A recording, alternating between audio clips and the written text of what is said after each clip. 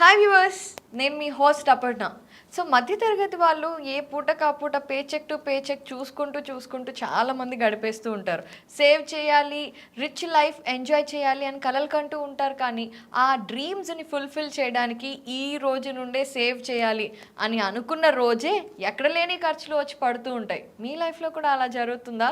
అయితే ఈ వీడియో మీకోసమే. ఎందుకు అంటే అసలు సేవింగ్ స్టార్ట్ చేయడానికి మొట్టమొదటి స్టెప్ ఎలా తీసుకోవాలి అండ్ ఎర్లీగా స్టార్ట్ చేస్తే ఎంత బెనిఫిషియల్గా ఉంటాయి సేవింగ్స్ అనేది మనకు తెలియచేయడానికి ఇప్పుడు మనతో పాటు ఫైనాన్షియల్ అడ్వైజర్ గిరిబాబు గారు ఉన్నారు. మాట్లాడదాం. సార్ నమస్తే అండి. నమస్తే అండి. సార్, మీకు కూడా చాలా మంది క్లయింట్స్ ఫోన్ చేస్తూ ఉంటారేమో, ఈ నెల నుండి సేవింగ్స్ స్టార్ట్ చేద్దాం అంటారు. మళ్ళీ సేవింగ్స్ టైం వచ్చేసరికి సార్ కష్టాలు సార్, నెక్స్ట్ మంత్ నుండి సార్ అంటారు. ఇలా జరుగుతూ ఉంటుందా మీ దగ్గర? చాలా సహజంగా, very common. Okay. So sir, అసలు సేవింగ్స్ అనేది చెయ్యాలి అనే సెల్ఫ్ డిసిప్లిన్ ఎలా తెచ్చుకోవాలంటారు? అది సెల్ఫ్ డిసిప్లిన్ అనేది తెచ్చుకోవడం కాదండి, మీరు అన్న సెల్ఫ్ డిసిప్లిన్లోనే సెల్ఫ్ ఉంది. అది ఎవరికి వాళ్ళకు వచ్చే ఇన్కమ్ ఎంత, ఎక్స్పెన్సెస్ ఎంత సేవ్ చేయాలి, ఈ సేవింగ్స్ ఎందుకోసం సేవ్ చేయాలి, రేపటి కోసం సేవ్ చేయాలి. ఇప్పుడు మీరు కనుక యుఎస్ఏ వెళ్తే యుఎస్ఏలో వాళ్ళకు సేవింగ్స్ హ్యాబిట్ అనేది నార్మల్గా ఉండదు మనలాగా. వాళ్ళకు 15 డేస్కి ఒకసారి శాలరీ వస్తుంది కదా, ఎవ్రీ ఫోర్ట్నైట్ శాలరీ. ఒక ఫోర్ట్నైట్ శాలరీ వచ్చింది అంటే దాని తర్వాత వచ్చే Saturday Sunday is like our Dasara Diwali, మొత్తం ఎంజాయ్ చేసేస్తారు. సో మళ్ళీ ఫోర్ట్నైట్కి మళ్ళీ వచ్చేస్తుంది. మనకు ఫస్ట్ టు ఫస్ట్ రావాలంటే 30 రోజులు తేడా గ్యాప్ ఉంటుంది. సో అమ్మో 1వ తారీఖు రావాలంటే 30 రోజులు వెయిట్ చేయాలి. కానీ వాళ్ళకు 15 డేస్కి ఒకసారి వస్తుంది. దానివల్ల ఆ 15 డేస్కి శాలరీ 15 డేస్ అనేది ఇట్లా అయిపోతాయి డేస్. శాలరీ వచ్చేస్తుంది కదా, ప్రాబ్లం లేదు, లెట్స్ ఎంజాయ్. కానీ వాళ్ళకి ఎప్పుడు తెలుస్తుంది ఆ విషయము? రిటైర్ అయిన తర్వాత తెలుస్తుంది. కానీ అందుకని మీరు అమెరికాలో కనుక గమనిస్తే దాదాపుగా 65-70 సంవత్సరాలు వచ్చే వ్యక్తి కూడా పనిచేస్తూ ఉంటారు. మనలాంటి స్టాండర్డ్ మంచి కుటుంబ వ్యవస్థ లేదు అక్కడ. అంటే మన కుటుంబ వ్యవస్థలో ఏంటంటే మనము మన కుటుంబంలో మిగతా వాళ్ళందరికీ సహాయం చేస్తూ ఉంటాం. లైక్ అందరూ ఎర్నింగ్ పర్సన్స్ ఉండరు, సహాయం చేస్తూ అలా చూసుకుంటూ ఉంటాం. అయితే రాను ఇండియా కూడా న్యూక్లియర్ ఫ్యామిలీస్ పెరిగిపోతున్నాయి. మీరు గమనిస్తే ఆ న్యూక్లియర్ ఫ్యామిలీస్ ఏంటంటే నేను, నా భార్య, నా పిల్లలు, అంతే. సో నాకు నేనే హెల్ప్ చేసుకోవాలి, సెల్ఫ్ హెల్ప్. వైఫ్ని నేనే చూసుకోవాలి, పిల్లల్ని నేనే చూడాలి. అంటే ఏంటి, మీకు వచ్చే ఇన్కమ్కి మీరే అన్ని రకాల ఖర్చులు చూసుకొని రేపటి గురించి కూడా ప్లాన్ చేసుకోవాలి. ఒకప్పుడు ఎలా ఉండేది, మనకు ఉమ్మడి కుటుంబాలు ఉన్నప్పుడు ఉమ్మడి కుటుంబంలో అందరూ పని చేయకపోయినా కుటుంబ ఆదాయం ఉండేది. అది వ్యవసాయం ద్వారా అవ్వచ్చు, వ్యాపారం ద్వారా అవ్వచ్చు. ఉన్న ఆదాయాన్ని అందరికీ సరిపడేలాగా అట్లీస్ట్ వాళ్ళకి కావాల్సిన డైలీ నీడ్స్ దగ్గర నుంచి ఫ్యామిలీ చూసుకునేది. ఇక ఫ్యూచర్ గురించి ఆ ఫ్యామిలీ యాన్సెస్ట్రల్ ప్రాపర్టీస్లోనో దేంట్లోనో వాళ్ళకు సెట్ అయిపోతుండేది. కానీ ఇప్పుడు అలా కాదు, అన్ని న్యూక్లియర్ ఫ్యామిలీస్ అయిపోయాయి. నేను, నా వైఫ్, నా పిల్లలు, అంతే. మరి వచ్చే ఆదాయాన్ని నా అంతటి నేనుగా ప్లాన్ చేసుకోకపోతే రేపటిని ఎలా నేను డిజైన్ చేసుకోగలను? అందుకే ఒక చిన్న ఫార్ములా చెప్తాను, 25-25-25. ఇదేంటంటే మన లైఫ్ స్పాన్ని 3గా డివైడ్ చేసుకుందాం. ఆ 3 ఏంటంటే, first 25 years as a student life. Student లైఫ్లో మన యొక్క ఎక్స్పెన్స్ అన్ని పేరెంట్స్ చూసుకుంటారు. ఫస్ట్ 25 అయిపోయింది. సెకండ్ 25, ఈ సెకండ్ 25లో మన ఇన్కమ్ అంటే మనకు 26 years 27 yearsలో జాబ్ వచ్చింది అనుకుంటే మరో 25 years మనం గట్టిగా కష్టపడతాం. అంటే earning period, strong earning period. ఈ స్ట్రాంగ్ ఎర్నింగ్ పీరియడ్ ఇంకో 25 years. సో 225, 50 years అయిపోయింది. ఇక థర్డ్ 25 అంటే మనం ఇప్పుడున్న స్టాండర్డ్ ఆఫ్ లైఫ్, ఇప్పుడున్న ఇంప్రూవ్డ్ హెల్త్ కండిషన్స్ వల్ల మనం 75 సంవత్సరాలు హ్యాపీగా బ్రతుకుతాము అనుకుంటే ఆ 3-25 మలిదశ. ఆ మలిదశలో మీకు డబ్బులు ఎక్కువ అవసరమైతే తక్కువ అవసరమైతాయా? ఎక్కువ అవసరమైతే. ఎందుకు అంటే మనము ఎప్పుడు ఖర్చు ఎక్కువ పెడతాము? హాలిడే రోజా, వర్కింగ్ డే రోజా? హాలిడే రోజు. సో 50 తర్వాత ఏంటి, రిటైర్మెంట్ లైఫ్కి దగ్గర అవుతూ ఉంటాం.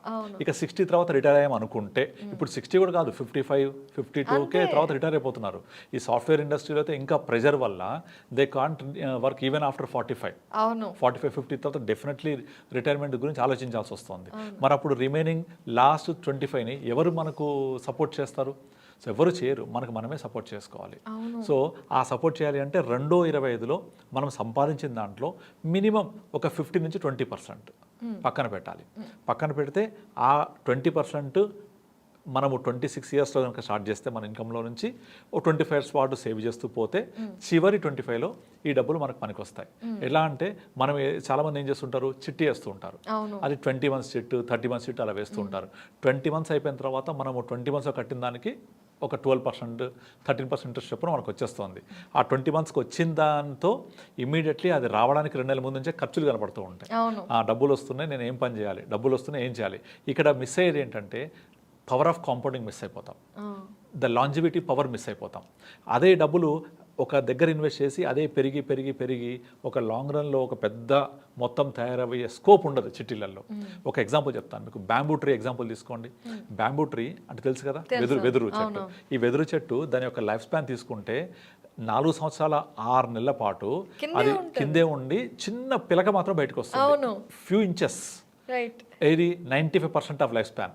చివరి 6 నెలల్లో అది మీరు ఊహించేంత పెరుగుతుంది. అది ఏం చేస్తుంది, ఆ 90% టైం రూట్స్ అంతా స్ప్రెడ్ చేసుకుంటూ ఉంటుంది. స్ప్రెడ్ చేసుకొని మన అంత పొడుగు నిలబడాలి అంటే దాని ఎంత స్ట్రాంగ్ ఉండాలి, తుఫాన్లు వచ్చినా వరదలు వచ్చినా తట్టుకుని నిలబడాలంటే రూట్ స్ట్రాంగ్ ఉండాలి.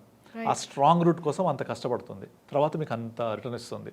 ఇంకో ఎగ్జాంపుల్ చెప్తాను మీకు, మామిడి టెంకాయ ఎగ్జాంపుల్. మనము ఒక మామిడి చెట్టు నాటితే అది ఒక చిన్న మొక్క వృక్షమై పళ్ళివ్వడానికి మినిమం 5-6 ఇయర్స్ పడుతుంది.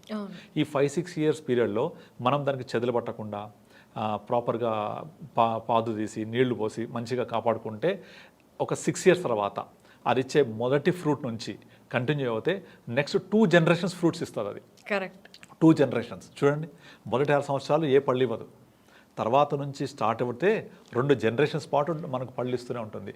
ఏ ఇన్వెస్ట్మెంట్ కూడా అలాగే ఉంటుంది, మంచి ఇన్వెస్ట్మెంట్ చేస్తే.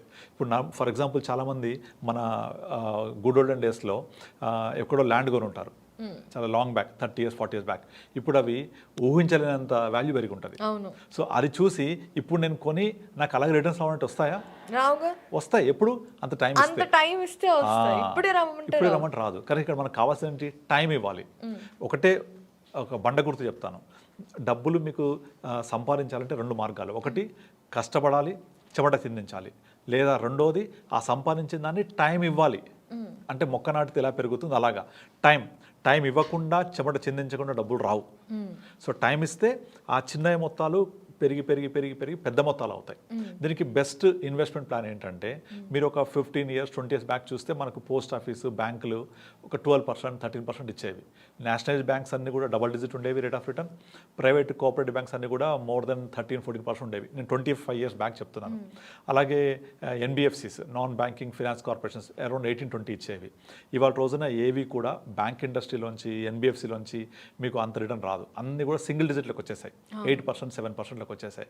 ఈ 7% 8% తోటి కాంపౌండ్ అవ్వడం చాలా కష్టం. అంటే కాంపౌండ్ అవుతుంది కానీ తక్కువ రేట్ ఆఫ్ ఇంట్రెస్ట్ ఉంటే మనకు కావాల్సినంత డబ్బులు రావు.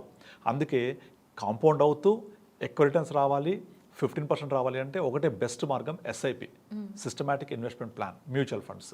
ఇందులో ఇన్వెస్ట్ చేస్తే ఓవర్ పీరియడ్ ఆఫ్ టైం పెరిగి పెద్దదై కాంపౌండ్ అయి మీకు ఒక చాలా పెద్ద మొత్తం ఇస్తుంది. Example rule 15,000 15 years 15%. ఇప్పుడు మీకు చూపించాను నా portfolios. You take any portfolio less than 15-18 తక్కువ ఉండదు. సో అది ఓవర్ పీరియడ్ ఆఫ్ టైంలో. అంతేగాని నేను ఇన్వెస్ట్ చేయగానే నాకు ఎవ్రీ ఇయర్ రావాలంటే రాదు.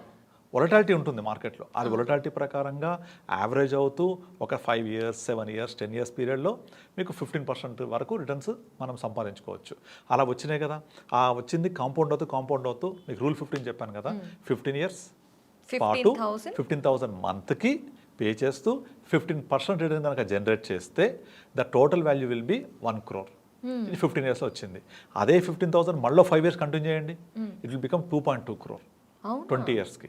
మళ్ళీ 5 ఇయర్స్ కంటిన్యూ చేయండి, 25 ఇయర్స్కి 6 crores అవుతుంది. సో అదే 15,000 30 ఇయర్స్ చేస్తే 10 crores అవుతుంది.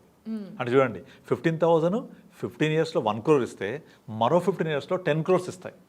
10 times power of compounding. So this happens only during long term. ఈ పవర్ ఆఫ్ కాంపౌండింగ్ అనేది 8th వండర్ ఆఫ్ వరల్డ్. ఇది జరగాలంటే ఇంకొక 9th వండర్ జరగాలి. అదేంటి? పేషెన్స్. మీరు పేషెన్స్గా ఉండాలి. This is called 9th wonder of the world. ఆ పేషెన్స్ మీద ఎంత ఉంటే 8th వండర్ ఆఫ్ వరల్డ్ని చూడగలుగుతాం మనం.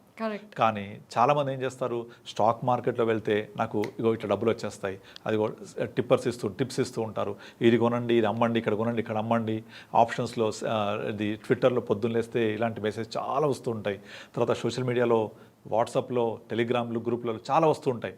కానీ ఇవేవి కూడా మీకు టైం లేకుండా ఇమ్మీడియట్లీ ఒక మ్యాజిక్ లాగా చూపించేస్తుంటారు. ఏది జరగదు. అలా జరగాలంటే దానికి ఒక లక్ ఉండాలి. ఆ లక్ అందరికీ ఫేవర్ అవుతుందా? అవ్వదు. ఇప్పుడు మీకు స్టాక్ మార్కెట్లో బయట నుంచి చేసే పలానా షేర్ మొన్న కొంటే ఇంత ఉండే ఇవాళ ఎంత ఉంది, అది అప్పుడు కొనాలి తగ్గినప్పుడు. కానీ తగ్గినప్పుడు ఎవరు కొంటారు? పడిపోతుందని భయపడుతూ ఉంటారు, పెరిగేసరికి పెరిగిపోయింది అనుకుంటుంటారు. సో అట్లా కాదు, మీరు ఈ ఎప్పుడు కొనాలి, ఎప్పుడు అమ్మాలి, ఏ షేర్స్ కొనాలి, ఎంత కొనాలి, ఎప్పుడుగా, ఇవేమి తెలియనప్పుడు బెస్ట్ థింగ్ ఏంటంటే మ్యూచువల్ ఫండ్ ఇన్వెస్ట్ చేయడం. మ్యూచువల్ ఫండ్ ఇన్వెస్ట్ చేస్తే ఇదంతా కూడా ఒక ఫండ్ మేనేజర్ చూసుకుంటారు. వాళ్ళ ప్రొఫెషనలిజం తోటి రీసెర్చ్ చేసి, మార్కెట్లో స్టడీ చేసి, కంపెనీస్ విజిట్ చేసి, బ్యాలెన్స్ షీట్స్ వెరిఫై చేసి, ఏ కంపెనీకి పొటెన్షియల్ ఉంది పెరగడానికి అది చూసుకొని ఇన్వెస్ట్ చేస్తూ ఉంటారు. అలా చేస్తుండడం వల్ల మనం ఫస్ట్ ఫార్ములా చెప్పుకున్నాం కదా, 25-25-25. సెకండ్ 25లో మీరు చేయాల్సింది ఇదే. సెకండ్ 25లో మీకు ఫస్ట్ శాలరీ 20,000 రానివ్వండి, 10,000 రానివ్వండి, అందులో 15%. మీకు 10,000 శాలరీ ఉంటే 1,500, 20,000 శాలరీ ఉంటే 3,000, 15-20%. మీకు 1 lakh శాలరీ ఉంటే సేమ్ 15% పెట్టకండి, కొంచెం ఎక్కువ పెట్టండి. ఎందుకంటే మీకు ఇప్పుడే 1 lakh శాలరీ ఉంటే by the time you reach 50 మీ శాలరీ పెరుగుద్దా? అప్పుడు మీరు నీడ్స్ కూడా ఎక్కువ ఉంటాయి కదా. సో దాని ప్రకారంగా మీకు ఖర్చులు పెరుగుతూ ఉంటాయి బికాస్ ఆఫ్ ఇన్ఫ్లేషన్. కనుక స్థిరాదాయం వచ్చే ప్రోడక్ట్స్ కాకుండా, అంటే ఇప్పుడు ఇన్సూరెన్స్ పాలసీ తీసుకుంటారు, అందులో మంత్లీ ఇన్కమ్ ఆప్షన్స్ ఉంటాయి లేదా ఇయర్లీ ఇన్కమ్స్ ఉంటాయి, అవి స్థిరంగా వస్తూ ఉంటాయి సేమ్ అమౌంట్. కానీ మీ ఖర్చు పెరుగుతాయా తగ్గుతాయా? పెరుగుతాయి కదా. 50 తర్వాత మెడికల్ ఎక్స్పెన్సెస్ పెరుగుతాయి, మనకు గ్రాండ్ చిల్డ్రన్ వస్తారు, ఇంకా వేరే ఎక్స్పెన్స్ పెరుగుతాయి. అప్పుడు మీకు ఇన్కమ్ ఎక్కువ కావాలి కదా, ఇయర్ ఆన్ ఇయర్ పెరగాలి కదా. సో ఇయర్ ఆన్ ఇయర్ పెరగాలి అంటే అప్పుడు ఏం చేయాలి? మనము 22 సంవత్సరాలలో సేవ్ చేసిన మొత్తం థర్డ్ 25లో SWP సిస్టమాటిక్ విత్డ్రాల్ ప్లాన్ వెళ్ళండి. అప్పుడు మీకు ఎంత కావాలో అంత, 6% కావాలా మీ కార్పస్ మీద, 7% కావాలా, 8% కావాలా, 9% కావాలా, మీకు కావాల్సిన తీసుకుంటూ ఉండండి. అలా మీ డబ్బుల్ని మీరే విత్డ్రా చేసుకుంటూ లైఫ్ లాంగ్ గడిపేయచ్చు. నార్మల్గా మ్యూచువల్ ఫండ్ ఒక 12-15% ఇస్తుంది. అదే ఒక బ్యాలెన్స్ ఫండ్ అయితే 10+ ఇస్తుంది. మీరు రిటైర్ అయ్యే ముందు అంటే 50 years రాగానే మీ కార్పస్ అంతా బ్యాలెన్స్ ఫండ్లో మూవ్ చేసుకోండి, అక్కడ 10% ఇస్తుంది. అందులో 9% మంత్లీ పేఅవుట్ పెట్టుకోండి SWP కింద. సో మీ డబ్బులు మీకు హ్యాపీగా తినేస్తూ ఉంటాం, అది పెరగదు, అంతే ఉంటుంది. Let it be. So don't die rich. మనం రిచ్గా డై అవ్వద్దు, లైఫ్ రిచ్గా లీడ్ చేయాలి. పిస్తున్నారని చూస్తున్నా చాలా బాధ అనిపిస్తుంటుంది. వాళ్ళు ముడేసి అంతా ఇచ్చిపోతారు వాళ్ళ నెక్స్ట్ జనరేషన్కి. వాళ్ళు తినరు, లైఫ్ ఎంజాయ్ చేయరు, అలాగే మొత్తం ముడేసి ఇచ్చేసి వెళ్ళిపోతారు. మీరు చాలామంది చూస్తుండండి, మీకు చాలా అపర కుబేర్లు వాళ్ళ యొక్క మలిదశలో 70-80, లైక్ అజిమ్ ప్రేమ్జీ కానీ, వారన్ బఫెట్ కానీ, మైక్రోసాఫ్ట్ వాళ్ళు కానీ, అందరు కూడా వాళ్ళ యొక్క చివరి 80-75 yearsలో ఎంత డొనేట్ చేస్తుంటారు? 95% దే డొనేట్. అవును, ఎందుకంటే వాళ్ళకి అర్థమవుతుంది అప్పటికి. సో మనం అలా స్టేజ్కి వెళ్ళొద్దు. You leave the life for that you need. అందుకే నేను మీకు ఈ సెకండ్ 25లో don't spend everything, don't save everything. 15-20% చాలు. 80% you leave for the day. మీకు 100 రూపాయలు వచ్చింది income, 80% eat for the day, 20% for tomorrow. ఈ 20% పెరిగి కాంపౌండ్ అయ్యి మీకు చాలా పెద్ద మొత్తం అవుతుంది. 15,000 చెప్పా కదా, ఈ 15,000కి టాప్అప్ చేస్తూ ఉండండి. మొదట్లో ఒక 5,000 పెట్టండి, అంటే ఉద్యోగం వచ్చిన కొత్త రోజుల్లో. By the time you reach 30 years, మీరు 30-35లో ఎవ్రీ మంత్ ఒక 10,000 ఎబో పెట్టండి. 35 తర్వాత ఒక 15-20 ఎక్స్ట్రా పెంచుకుంటూ పోండి. అలా పెంచుకుంటూ పోతే మీరు 50కి వచ్చేప్పటికల్లా మీకు వచ్చే శాలరీలో ఖర్చులు ఎలాగో పెరుగుతూ ఉంటాయి, అది పోను కొంచెం పెంచుకుంటూ వెళ్ళి స్టెప్ అప్ అంటారు దీన్ని, స్టెప్ అప్ SIP. అలా పెంచుకుంటూ వెళ్తే లైక్ 50 years క్రాస్ అయిన తర్వాత మీ పోర్ట్ఫోలియో హీనపక్షంలో 1 కోటి-2 కోట్లు ఉంటాయి. ఎందుకంటే మొదట 15,000 తర్వాత పెంచుకుంటూ పోయాం కదా, అలా ఒక 2 కోట్లు 3 కోట్లని ఆశ్చర్యపోకర్లేదు. సో అలా వచ్చిన డబ్బుల్లోంచి మీరు ఎవ్రీ మంత్ మళ్ళీ reverse mechanism, systematic withdrawal plan life long వస్తుంది, మీరు ఎవరిని అడగక్కర్లేదు. సో ఇప్పుడు మనము మన పేరెంట్స్ని చూసుకుంటున్నాం, కానీ అలా అని ఈ జనరేషన్ వాళ్ళ పేరెంట్స్ని చూసుకుంటుందని గ్యారెంటీ లేదు, మనం ఇష్టపడం కూడా. ఆఫ్ కోర్స్ మనం వచ్చేసాం ఆ స్టేజ్. ఎగ్జాక్ట్లీ. నీళ్లు ప్రేమ కిందికే ప్రవహిస్తూ ఉంటాయి. నీళ్లు కిందికి వెళ్తే ప్రేమ కిందికి వెళ్తారు. అంటే మీరు మీ పిల్లల్ని ప్రేమిస్తారు, ఆ పిల్లలు వాళ్ళ పిల్లల్ని ప్రేమిస్తారు. ఈ నీళ్లు పైకి పోవాలన్నా, ప్రేమ పైకి రావాలన్నా ఏం కావాలి? పవర్ కావాలి, అంటే డబ్బులు కావాలి. వాటర్ పైకి వెళ్ళాలంటే మోటార్ పెట్టాలి, మోటార్ నడవాలంటే పవర్ కావాలి, పవర్ అంటే ఎలక్ట్రిసిటీ, ఇంధనం. అలా ఇంధనం. అలాగే ప్రేమ పైకి రావాలంటే ధనం కావాలి.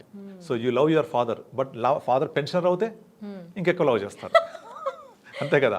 And there was a survey recently, ఇండియాలో as on today 100 years above ఉండి జీవిస్తున్న వాళ్ళు కేవలం 6,000 మంది మాత్రమే ఉన్నారు. 100 years అబోవ్ ఉండి జీవిస్తున్న వాళ్ళు. సర్ప్రైజింగ్లీ వీళ్ళంతా పెన్షనర్సే. సో పెన్షన్ వల్ల మీ లైఫ్ స్టైల్ పెరుగుద్ది. ఎందుకు పెరుగుద్ది? ఆర్థికంగా ఈ సమస్య లేకపోతే హ్యాపీగా ఉంటాం అంతేగా, కదా, హ్యాపీగా ఉంటే ఎక్కువ కాలం బ్రతుకుతాము. సో ఈ ఎవరైతే 100 సంవత్సరాలు దాటి బ్రతికి ఉన్నారో ఇవాళ రోజున వాళ్ళందరూ పెన్షనర్సే. రైట్. ఆ పెన్షన్ రావడం వల్లనే ఇలా జరుగుతుంది. ఆ పెన్షన్ రావాలంటే ఇప్పుడున్న మనకు ఈ పెన్షన్ పాలసీస్ ఏవి కూడా యాన్యుటీ 6% మించి ఉండదు, ప్లస్ దాంట్లో ట్యాక్సబుల్ మళ్ళీ, అండ్ అవన్నీ స్థిరంగా అంతే అమౌంట్ ఇస్తూ ఉంటాయి. కానీ మీ ఖర్చులు పెరుగుతాయి కనుక స్థిర ఆదాయం పనిచేయదు. మీకు ఇంక్రీజ్డ్ ఇన్కమ్ కావాలి అండ్ మీకు ఈ 6% 7% ఆన్ యువర్ కార్పస్ కావాలి అంటే ఇప్పటి నుంచి లక్షల్లో పెట్టాలి, it's is very difficult. So small amount తోటి కాంపౌండెడ్ నేచర్లో రావాలి అంటే ఒక్క మ్యూచువల్ ఫండ్లోనే సాధ్యం అది. ఎందుకంటే ఇక్కడ rate of return more than 12 ఉంటుంది కాబట్టి ఇంకే ప్రోడక్ట్లో మీకు 12% రాదు ఇవాళ రోజున. సో మీరు అలా అని చెప్పేసి గ్రీడ్ వెళ్ళకూడదు. Crypto currency, stock market trading, options అసలు పొరపాటు వెళ్ళకూడదు జోలికి. ఎఫ్డీస్ ఇన్ఫ్లేషన్ బీట్ చేయవు కనుక ఎఫ్డీస్ వద్దు. మ్యూచువల్ ఫండ్లో మీకు రిస్క్ తీసుకోవడం ఇష్టం లేకపోతే బ్యాలెన్స్ ఫండ్స్ ఉంటాయి, లాంగ్ టర్మ్ కోసం స్మాల్ క్యాప్ ఫండ్స్ ఉంటాయి, బట్ కొంచెం రిస్కీ ఉంటుంది. అర్థం చేసుకోవాలి అది ఏంటనేది. సో మీరు అడ్వైజర్ని కలిసినప్పుడు నా గోల్ ఇది, నీడ్ ఇది, రిక్వైర్మెంట్ ఇది అని చెప్పినప్పుడు they will guide you in a proper way. ఆ విధంగా మనకు మ్యూచువల్ ఫండ్స్లో ఉండే అన్ని రకాల ప్రొడక్ట్స్ లో మనం బ్యాలెన్స్ చేసుకొని ఒక పోర్ట్ఫోలియో క్రియేట్ చేసుకోవాలి. This will give you a good corpus. అది 50 years వరకు జనరేట్ అవుతుంది. సెకండ్ 25 అయిపోయింది, అది థర్డ్ 25 ఇక విడ్రాయల్ పార్ట్. ఇదంతా ప్రాపర్గా ప్లాన్ చేసుకుంటే హ్యాపీగా లైఫ్ లీడ్ చేయొచ్చు ఇబ్బంది లేకుండా. కానీ కొన్ని సంవత్సరాలు గత 10 ఏళ్ల నుండి మనకి ఎప్పుడైతే డిజిటల్గా పెరిగిపోయిందో ఈ నాలెడ్జ్ వస్తుంది. సో అంతకు ముందే జాబులోకి వచ్చి ఇప్పుడు 35+ 40లో ఉన్న వాళ్ళు ఏదో ఫిక్స్డ్ డిపాజిట్లో కాస్తో కూస్తూ ఉంటుంది తప్పితే ఈ మ్యూచువల్ ఫండ్స్ ఇవన్నీ కూడా వాళ్ళకి కొంచెం ఫారెన్ లాంగ్వేజ్ లాంటిది.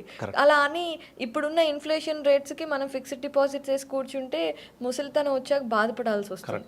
మరి అలా మిడిల్ క్లాస్ స్థాయిలో ఉండి 40లో ఉన్న వాళ్ళు కానివ్వండి, అలాంటి వాళ్ళు ఎలా సేవ్ చేసుకోవాలి? వాళ్ళకి తక్కువ సమయం ఉంటుంది కదా. తక్కువ సమయం ఉండడం అనేది ఇంకా మనం ఏం చేయలేం, దానికి సొల్యూషన్ లేదు. మీరు టైం మిషన్కి వెనక్కి వెళ్ళలేం కదా. సో అట్లీస్ట్ స్టార్ట్ చేయాలి ఇప్పుడైనా.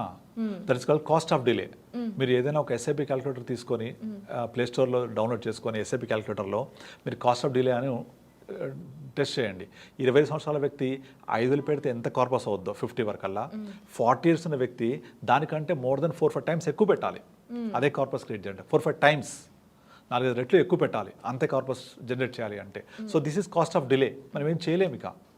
సో ఇప్పుడు నేను అప్పుడు బాగా చదువుకుంటే ఐఏఎస్ అయిదును కదా అనుకుంటే చదువుకోలేదు, మరి ఏం చేయాలి? అదే కదా, మన దగ్గర ఆప్షన్ లేదు కదా. ఇప్పుడు అయిపోయింది, చదువు అయిపోయింది, ఇప్పుడు వచ్చేసాము.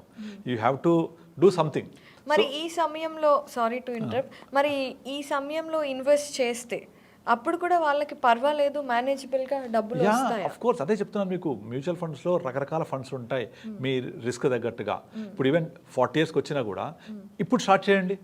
At least something better than nothing. మనకు 15-20 సంవత్సరాలు అక్కర్లేదు. 10 సంవత్సరాలలో కూడా మీకు వచ్చిన దాంట్లో 20% బదులు 30% చేయండి, పెంచుకోండి. మీకు వచ్చే ఆదాయంలో కొంచెం ఎక్కువ చేయండి, ఖర్చులు తగ్గించండి. ఈ ఇప్పుడు 40 yearsకి వచ్చేప్పటికి హోమ్ లోన్ ఉంటుంది మోస్ట్ ప్రాబబ్లీ, పిల్లల ఎడ్యుకేషన్ ఉంటుంది, ఇవన్నీ ఉంటాయి. ఖర్చులు కష్టమే, బట్ కొంచెం రేపటి కోసం కూడా ప్లాన్ చేసుకుంటే. ఇప్పుడు మనం చూస్తున్నాం కదా, అందరూ దాదాపుగా ప్రైవేట్ ఎంప్లాయీసే ఉంటారు, ఇలా చిన్న బిజినెస్లు ఉంటాయి. గవర్నమెంట్ ఎంప్లాయీస్ కూడా ఇప్పుడు పెన్షన్ తీసేశారు కదా. సో 2004 రిక్రూటెడ్ అయిన తర్వాత వాళ్ళకి ఎవరికి లేవు. సో కంపల్సరీ ప్రతి ఒక్కళ్ళు కూడా వాళ్ళ యొక్క రిటైర్మెంట్ కోసం ప్లాన్ చేసుకోవాల్సిందే. నాకు 40 వచ్చినాయా 30 వచ్చిందా నేను చేసుకోలేదంటే కుదరదు. Start now at least. Something is better than nothing కదా. సో ఆ 10,000 ప్లేస్లో 15,000 చేయండి. కొంచెం ఖర్చు తగ్గించుకోండి, అనవసరం ఖర్చులు తగ్గించుకోండి. ఈవెన్ నార్మల్గా ఈ రోజుల్లో ఒక మూవీకి వెళ్తే 2-3 ఖర్చు అయిపోతాయి. ఓటీటీస్ వచ్చాయి, హ్యాపీగా ఇంట్లోనే చూసుకోవచ్చు. So you can reduce your expenses. So మనకు మీరు ప్రతి ఒక్కళ్ళు పెన్ పేపర్ పెట్టుకొని నాకు వచ్చే ఆదాయం ఎంత, ఖర్చు ఎంత లెక్కేస్తే డెఫినెట్లీ ఒక 3-4 వేలు అనవసర ఖర్చులే ఉంటాయి. ఒక చిన్న ఎగ్జాంపుల్ చెప్తాను. మీరు ఇదివరకు చిన్నప్పుడు ఒక కిరాణా షాప్కి వెళ్తే అమ్మ మనకు చిట్టి మీద రాసిచ్చేది కావాల్సిన వస్తువులు, అది మాత్రం తెచ్చేవాళ్ళం. ఇప్పుడు మీరు డీమార్ట్కో లేకపోతే బిగ్ బజారో లేకపోతే విశాల్ మార్ట్ ఎక్కడ వెళ్తే మీకు మొత్తం ట్రాలీ పట్టుకొని అవసరం ఉన్నాయి అవసరం లేనివి అన్నీ వేసుకొని వస్తాం. డెఫినెట్లీ 30-40% ఎక్స్ట్రానే కొంటాం అక్కడ, అలా డౌటే లేదు అందులో. తర్వాత బిల్డింగ్ దగ్గరికి వచ్చేప్పటికి వాళ్ళన్నీ చిన్న చిన్న పెడుతూ ఉంటాడు అట్రాక్టివ్ కోసం. ఇక్కడ 2 ఇక్కడ నుంచి ఒకటి ఇక్కడ వేసేసి నింపేస్తాం, ట్రాలీ నిండిపోద్ది. అందులో చెక్ చేసుకోండి 20-30% గ్యారంటీ ఎక్స్ట్రా ఉంటాయి. అందుకే మీరు సూపర్ మార్కెట్కి వెళ్తే రాసుకెళ్ళండి ముందే. ఇంట్లో మన కిచెన్లో ఏమి లేవు రాసుకెళ్ళి అవి మాత్రం కొనుక్కోనండి డిసిప్లిన్గా. You can save at least 20% of your grocery expenses. Save that money. అవసరమైతే కొనుక్కోండి, అనవసరంగా కొనకండి. అనవసరమైన ఇప్పుడు కొనుక్కుంటే రేపు అవసరమైన అమ్మాల్సి రావచ్చు. రైట్. సో అలా చేయొద్దు. సో అట్లా మనం ప్లాన్ చేసుకుంటూ మనకున్న ఇన్కంలో సేవింగ్ చేసుకుంటూ లాంగ్ టర్మ్లో వెల్త్ క్రియేట్ చేసుకోవచ్చు. This will help you out. Correct. So అందుకనే మీరు ఆ వెల్త్ అనేది క్రియేట్ అవుతుంది అనుకున్నప్పుడు నా దగ్గర ఇంత డబ్బులు ఇప్పుడు ఉన్నాయి, ఫ్యూచర్లో నాకు ఇంత క్రియేట్ అవుతుంది at the rate of this kind of returns. మీరు ఇండియా ఇప్పుడు ఎంత గ్రోత్ అని చూస్తున్నారు కదా, చాలా fastest growing economy in the world. అవును. సో ఆ గ్రోత్ స్టోరీలో పార్టిసిపేట్ చేయాలి అంటే mutual fund are the best. అంటే యాక్చువల్గా బెటర్ అనే అంటున్నారు మీరు 40స్లో చేయడం అనేది.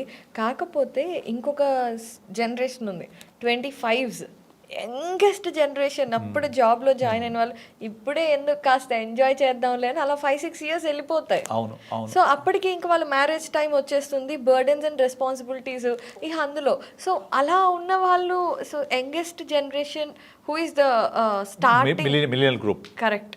సో వాళ్ళు ఇప్పుడు జాబ్ చేస్తూ ఉంటారు, ఇప్పుడిప్పుడే జాబ్లోకి వచ్చిన వాళ్ళకి మీరు ఏం చెప్పాలని? బికాస్ వాళ్ళు కొంచెం లేజీగా ఉంటారు కదా సేవింగ్స్లో. అదే కాకుండా వాళ్ళకు లేటెస్ట్ గ్యాడ్జెట్స్, తర్వాత వెహికల్స్, బండి, 2-wheeler 4-wheeler ఇవి చాలా ఫ్రీక్వెంట్ చూస్తూ ఉంటాం.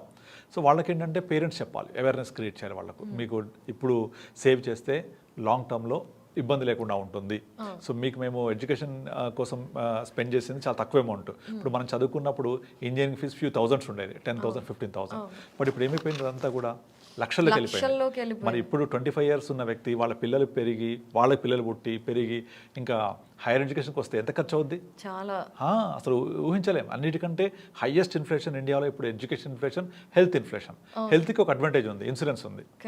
స్మాల్ ప్రీమియం పే చేసి హెల్త్ ఇన్సూరెన్స్ తీసుకోవచ్చు, 10 లక్షలు 20 లక్షలు.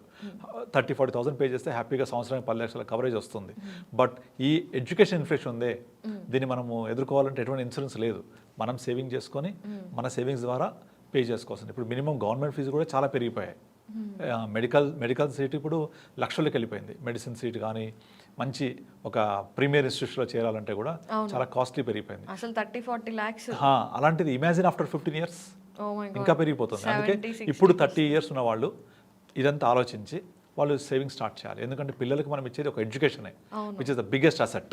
కరెక్ట్. ఆ అసెట్ ఇచ్చామంటే వాళ్ళకు దట్స్ ఇనఫ్. మనం ఏమి ఆస్తులు సంపాదించి ఇవ్వక్కర్లేదు, ఆ జమానా పోయింది ఇప్పుడు.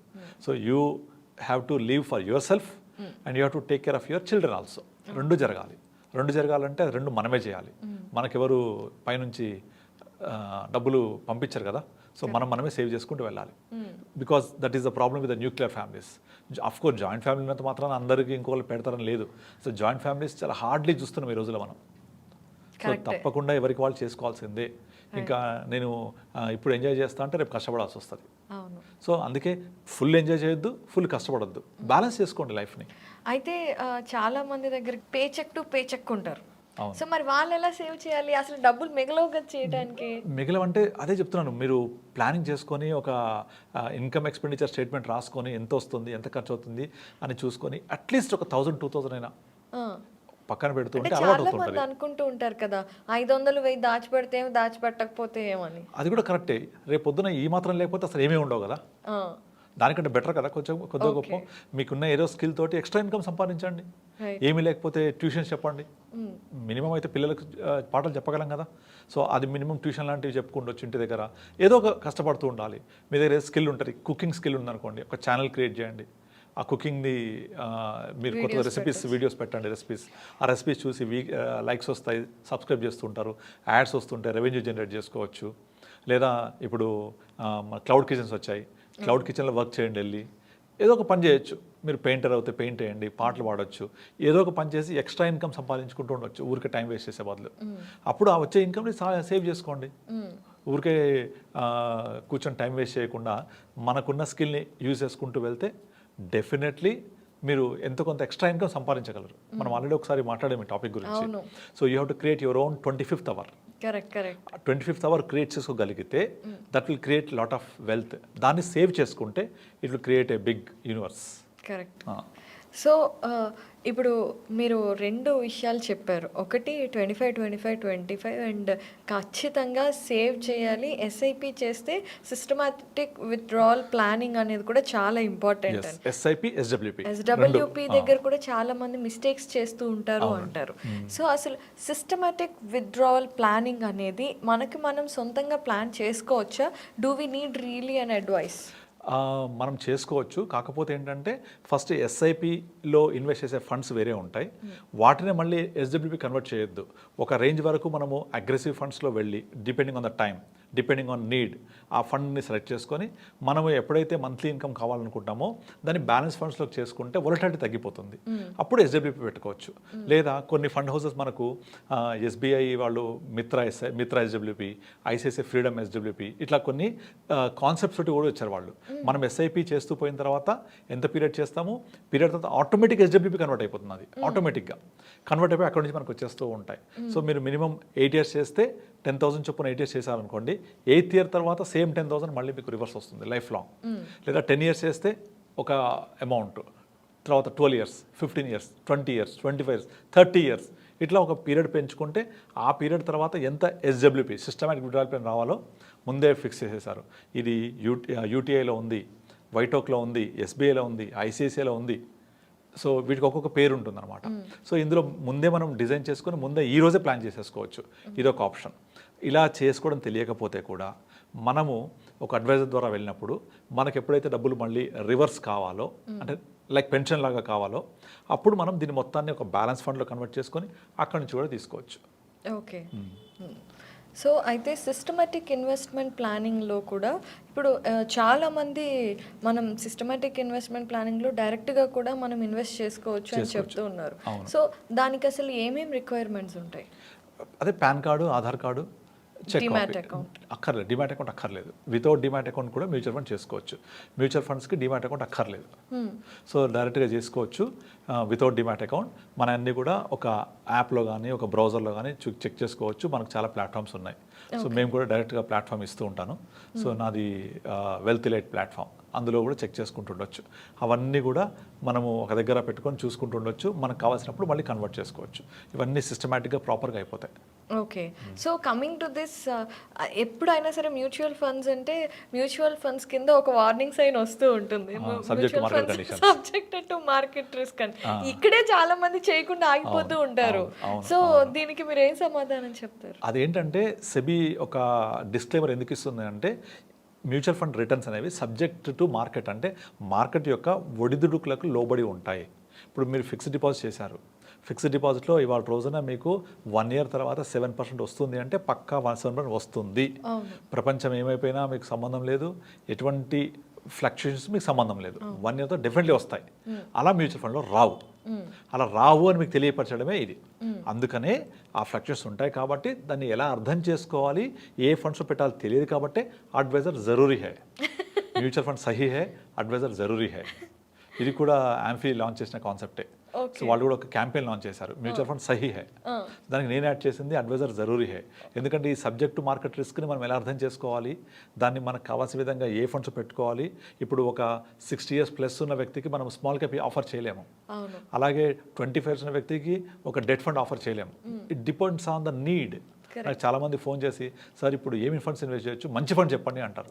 అది ఎలా ఉంటుందంటే, మెడికల్ షాప్కి వెళ్ళి నాకు ఒక మంచి మెడిసిన్ ఇవ్వండి అన్నట్టు ఉంటుంది. మెడికల్ షాప్లో మంచిది కానీ మెడిసిన్ ఉంటుందా? ఉండదు కదా. అన్ని మీకు సూట్ అవుతాయా? అవ్వవు కదా. మీకు కావాల్సిన మీరు తీసుకోవాలి. అలాగే మ్యూచువల్ ఫండ్స్ కూడా మనకు కావాల్సిన ఫండ్ ఎలా సెలెక్ట్ చేసుకోవాలి తెలియకపోతే financial advisor will help you out. మన need, goal, risk appetite, requirement and how much you are like to invest, దీన్ని బ్యాలెన్స్ చేసుకోవాలన్నమాట. అట్లా మనం ప్లాన్ చేసుకోవచ్చు. ఇదంతా ఇన్వెస్ట్మెంట్ జోన్. తర్వాత విడ్రావల్ జోన్ అంటే మనకి ఇక కార్పస్లో నుంచి మనం ఎవ్రీ మంత్ ఎంత తీసుకోవాలి అనేది బట్టి ఉంటుంది. సో గిరిబాబు గారు, యాక్చువల్లీ చాలామంది నెలలో 1,000, 2,000, 5,000 ఇలా చేసుకుంటూ వెళ్తారు. కొంతమంది గోల్ ఓరియంటెడ్గా నాకు ఇంత కార్పస్ కావాలి అని దాన్ని బట్టి వెళ్తూ ఉంటారు. Which is the best way to go అంటారు? ఇప్పుడు మీరు ఒక బస్ ఎక్కారనుకోండి, నాకు ఒక టికెట్ ఇవ్వ అడుగుతారా, ఫలానా చోటుకి టికెట్ ఇవ్వని అడుగుతారా? ఫలానా చోటుకి టికెట్ కదా. అంటే మీరు ఎక్కడికి వెళ్ళాలో మీకు తెలుసు కదా. సేమ్ ఇది కూడా అంతే. మీరు ఎంత కావాలి, ఎప్పుడు కావాలి, ఎంత ఇన్వెస్ట్ చేస్తారు ఇది తెలియాలి కదా. నేను ఎంత ఇన్వెస్ట్ చేస్తాను దాన్ని బట్టి ఎంత వస్తుందో తెలుస్తుంది. నాకు ఇంత కావాలి అంటే మీరు ఇంత ఇన్వెస్ట్ చేయాలి. నా దగ్గర ఇంత లేవు, నేను ఇంత ఇన్వెస్ట్ చేస్తా అంటే ఇంత ఎలా వస్తుంది? రాదు కదా. కనుక ఎంత దుప్పటికి అంత కాలు చెప్పుకోవాలి, ఎంత పిండి ఉంటే అంత రొట్టె వస్తుంది. ఇవన్నీ మనకు ఎప్పుడో ఉన్న ఎగ్జాంపుల్స్, అది సామెతలు. సో అలాగే మనకి ఏం కావాలనేది మనకు ముందే తెలిసి ఉండాలి. నేను రిటైర్ ఎప్పుడు అవుతాను, అప్రాక్సిమేట్లీ నాకు ఎంత అవసరం అవుతుంది, నాకున్న లైఫ్ స్టైల్కి ఎక్స్పెన్సెస్ ఎంత, ఒక అందాజగా మనం ఇప్పుడు ప్రజెంట్ ఇవాళ రోజున ఒక కుటుంబం నడవాలంటే మినిమం ఒక 25,000 30,000 ఉండాలా, మినిమం బేర్ మినిమం 30,000. అదే కుటుంబము ఒక 15 సంవత్సరాల తర్వాత ఎంత కావాలి? 60 మినిమం. 60 కాదు, ఇంకెక్కువే అవసరం అవుతాయి. ఎందుకంటే 3 times అవుతుంది యావరేజ్గా, 2 to 3 times మినిమం అవుతున్నాయి. ఓకే. అలా తీసుకున్నా కూడా 60,000 మీరు అన్న ప్రకారం తీసుకుని 60,000 కావాలా? కావాలంటే నా ఇన్కమ్ ఎంత ఉండాలి అప్పుడు? చాలా ఎక్కువ ఉండాలి. మినిమం 1,00,000 పైన ఉండాలా? అవును. కానీ నేను 60 తర్వాత రిటైర్మెంట్ అయిపోతాను, ఇన్కమ్ లేదు. అవును. అప్పుడు మీకు ఏం కావాలి? నెలకు ఒక 1,00,000 రూపాయలు కావాలి. 60,000 నిత్యావసరాలకి జీవించడానికి అయిపోతే ఒక 40,000 లైఫ్ స్టైల్ ఎక్స్పెన్సెస్కి. కనుక 1,00,000 రూపాయలు రావాలి అంటే మీ కార్పస్ 1,50,000 ఉండాలి. మీ కార్పస్ 1,50,000 ఉండాలంటే ఇప్పటి నుంచి ఎంత సేవ్ చేయాలి, ఎంత సేవ్ చేయాలి, ఎంత టైం ఉంది మీ దగ్గర, ఇంకా ఎంత ఇన్కమ్ ఉంది, ఇవన్నీ 1 by 1 లింక్ అయ్యి ఉంటాయి. మీరు పలానా బస్ ఎక్కి నాకు పలానా చోటు టికెట్ ఇవ్వండి అని అడిగినట్టుగా నేను ఎప్పుడు రిటైర్ అవుతాను, అప్రాక్సిమేట్లీ ఎంత మొత్తం నాకు కావాలి, ఇవాళ నా లైఫ్ స్టైల్ ఎంత. ఎందుకంటే కొంతమంది 30,000 బతుకుతారు, కొంతమంది 50,000 ఉండాలి ఎక్స్పెన్సెస్ మంత్లీ, కొంతమంది 1,00,000 సరిపోదు. సో మీ లైఫ్ స్టైల్ ఏంటి, దాని ప్రకారంగా మీ నీడ్స్ ఏంటి, గోల్స్ ఏంటి. ఖర్చులు పెరుగుతుంటాయి, అది అర్థం చేసుకోవాలి మనం. ఆ పెరుగుతున్న ఖర్చుల్ని మనం జాగ్రత్తగా మేనేజ్ చేసుకోవాలి. జాగ్రత్తగా మేనేజ్ చేసుకోవాలంటే మన కార్పస్ అలాగే ఉండాలి. సో ఇవన్నీ step by step link to each other. So ఒక financial advisor who is a professionally managing the funds will help you out in this regard. Super అండి. అంటే చాలామందికి అవసరమయ్యే ఇన్ఫర్మేషన్ని చాలా క్లియర్గా అర్థమయ్యేట్టు చెప్పారు. థ్యాంక్స్ లాట్ అండి. థ్యాంక్ యూ అండి.